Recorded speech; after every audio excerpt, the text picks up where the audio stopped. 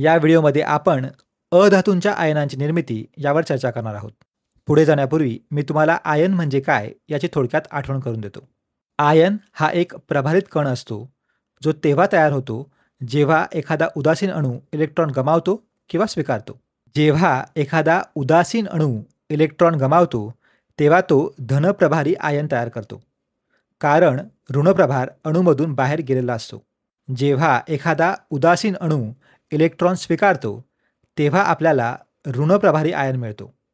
आणि आपण पाहतो की अधातूंमध्ये साधारणपणे ऋण आयन निर्माण करण्याची प्रवृत्ती असते. असे का होते ते आपण शोधून काढूया. तर हे समजून घेण्यासाठी आपण काही उदाहरणे घेऊया. ऑक्सिजन या अधातूचे इलेक्ट्रॉन स्वरूपण 2 स्वल्पविराम 6 आहे. आपल्याला माहीत आहे की जर कोणत्याही अणूला एखाद्या राजवायूचे इलेक्ट्रॉन स्वरूपण मिळवता आले तर तो स्थिर होईल, बरोबर? तर आपण काही राजवायू आणि त्यांचे इलेक्ट्रॉन स्वरूपण यांची एक यादी पाहूया. आता विचार करा, ऑक्सिजनला कोणत्या राजवायूसारखे व्हायला आवडेल असे तुम्हाला वाटते? होय, ऑक्सिजनला निऑनसारखे व्हायला आवडेल. असे का? कारण ऑक्सिजनचे इलेक्ट्रॉन स्वरूपण 2 स्वल्पविराम 6 आहे. जर त्याला कसे तरी 2 स्वल्पविराम 8 हे इलेक्ट्रॉन स्वरूपण मिळाले तर तो स्थिर होईल, बरोबर? त्यामुळे जर ऑक्सिजन अणूने 2 इलेक्ट्रॉन स्वीकारले, बरोबर, त्याला ऋण 2 प्रभार मिळेल आणि तो 2 ऋणप्रभार असलेला ऑक्सिजन आयन बनेल. त्यामुळे त्याला 2 स्वल्पविराम 8 हे इलेक्ट्रॉन स्वरूपण मिळेल आणि ते अगदी निऑनच्या स्वरूपणासारखेच आहे, बरोबर? त्यामुळे तो स्थिर होईल.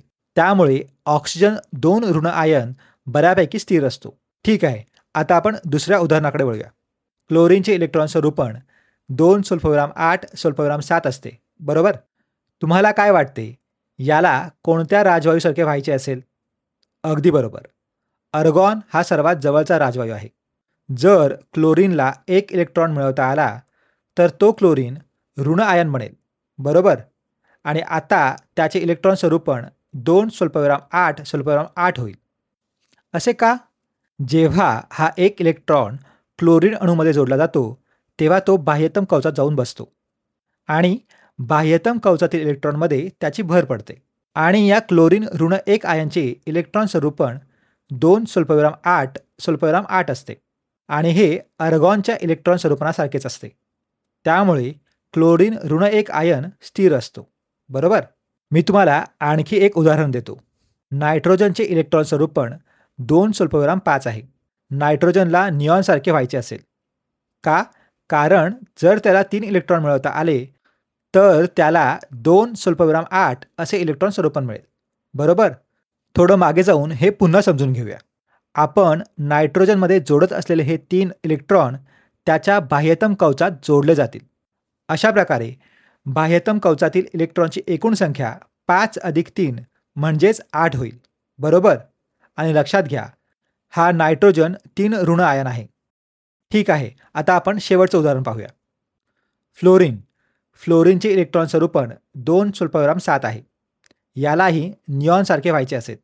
जर त्याने 1 इलेक्ट्रॉन स्वीकारला तर तो ऋण 1 प्रभार असलेला फ्लोरीन ऋण 1 आयन बनेल आणि हा मिळवलेला 1 इलेक्ट्रॉन बाह्यतम कवचात जाऊन बसेल आणि आपल्या फ्लोरीन ऋण 1 आयनचे इलेक्ट्रॉन स्वरूपण निऑनच्या इलेक्ट्रॉन स्वरूपणासारखेच 2 स्वल्पविराम 8 होईल आणि त्यामुळे फ्लोरीन ऋण आयन स्थिर होईल.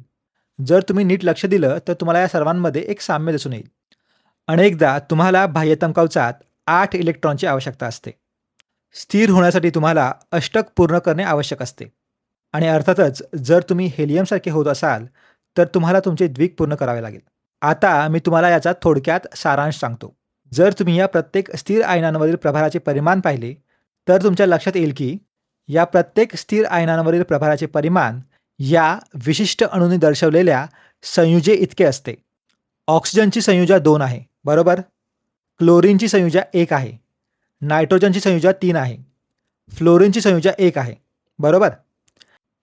त्यामुळे आपण धातूंसाठी जसे पाहिले होते अगदी तसेच इथे देखील लागू होते. या व्हिडिओसाठी इतकेच. भेटू लवकरच.